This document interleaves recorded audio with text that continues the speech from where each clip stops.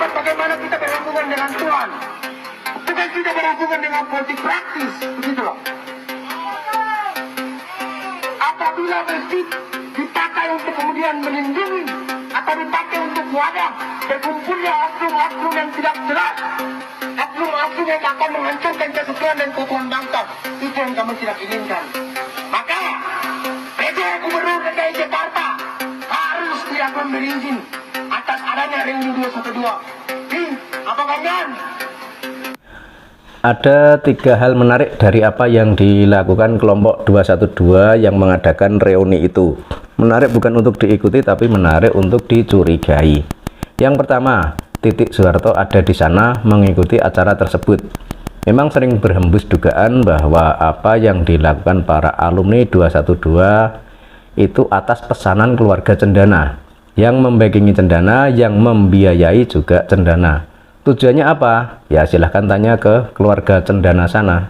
Tapi yang jelas terlihat dari dampak kegiatan 212 itu adalah umat Islam jadi terpecah belah, meski semboyan mereka mempersatukan umat Islam. Tujuan intinya ya hanya suka-suka saja. Suka kalau Islam saling bermusuhan, suka kalau bangsa jadi kacau, suka kalau rakyat tidak nyaman dengan pemimpinnya. Mungkin itu saja tujuannya. Setuju tidak Anda dengan pendapat itu, bahwa keluarga Cendana ada di balik semua kegiatan yang dilakukan Pak Rizik Syihab dan kawan-kawan? Terus yang kedua, soal Pak Rizik juga. Bukankah ia statusnya bebas bersyarat? Tapi kenapa ia ikut acara reuni di Masjid Atin Jakarta? Apa ia tidak melanggar?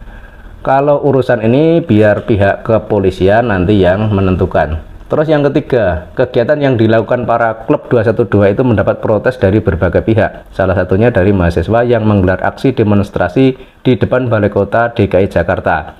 Mereka menolak reuni 212 digelar di Masjid Atin, Jakarta Timur. Pantauan Detikcom di lokasi Kamis tanggal 1 bulan 12 tahun 2022, terlihat mereka berkumpul di depan Balai Kota DKI. Terlihat satu mobil komando berada di lokasi. Mereka tampak membawa sejumlah atribut seperti spanduk dan bendera Indonesia. Massa mengatasnamakan Gerakan Aktivis Mahasiswa Islam Indonesia. Massa menuntut PJ Gubernur DKI Jakarta yaitu Heru Budi Hartono untuk tidak memberikan izin acara reuni 212. Massa menilai akan ada agenda terselubung dari acara tersebut, dan untuk hal ini kita tidak tahu kegiatan itu mendapat izin atau tidak dari PJ Gubernur Jakarta. Yang jelas reuni itu tetap dilaksanakan. Bagaimana pendapat Anda soal kehadiran Titik Soeharto tadi? Apakah itu hanya kebetulan, ataukah disengaja, ataukah malah ia yang jadi sutradara? Silahkan nanti tuliskan pendapat Anda di kolom komentar ya. Kemudian soal Pak Rizik tadi, dia bebas bersyarat, tapi kenapa ikut di acara reuni itu ya?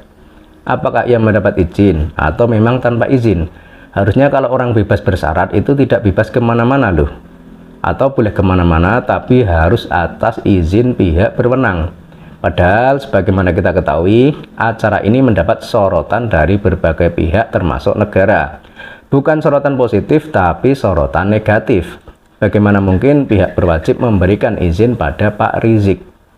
Dan yang nomor 3, mahasiswa yang demo di depan Balai Kota itu meminta agar PJ Gubernur tidak memberi izin kegiatan reuni 212 itu di masjid karena dianggap bisa merusak kesucian masjid. Masjid harusnya tempat untuk ibadah, malah diisi suara orang-orang berteriak takbir. Kegiatan yang sebenarnya berisi misi terselubung, yakni memecah belah persatuan Indonesia, merusak Bhinneka Tunggal Ika. Kalau menurut tokoh 212 yakni Pak Haikal Hasan di videonya, katanya ciri kadrun itu berjubah dan berjenggot.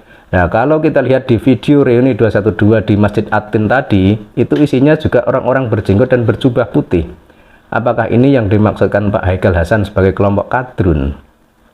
Sampai di sini dulu ya. Silahkan tuliskan komentar di halaman komentar. Kita lihat saja kabar apa yang akan muncul setelah reuni 212 ini.